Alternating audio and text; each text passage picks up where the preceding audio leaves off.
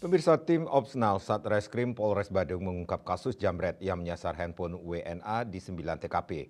Dua pelaku berhasil diamankan dengan modus memanfaatkan kelengahan korban saat mencari alamat.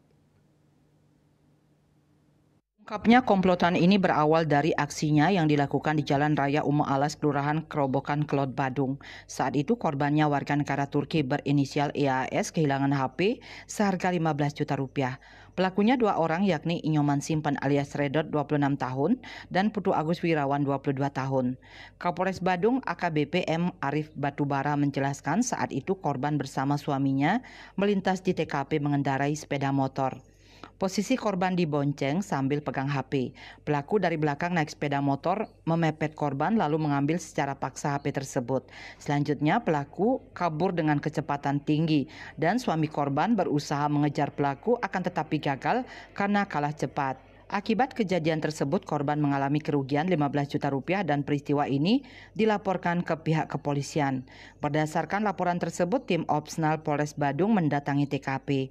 Selanjutnya, polisi melakukan penyelidikan dan berhasil mengantongi identitas kedua pelaku.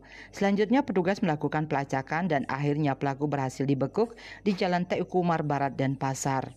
Saat diinterogasi, pelaku mengaku beraksi di 9 TKP yaitu di Traffic Light Simpang Kerobokan, 3 kali di Jalan Uma Alas, Jalan Raya Peti Tengah, 2 kali di Jalan Raya Semer, dan 2 kali di Jalan Pantai Brawa. Uang hasil jambret dipakai berjudi dan beli susu anaknya. Modus operandi yaitu membuntuti korban dengan memanfaatkan kesempatan pada saat korban memegang HP yang diambil dengan cara paksa, yaitu menjamret pada saat korban mengendarai sepeda motor.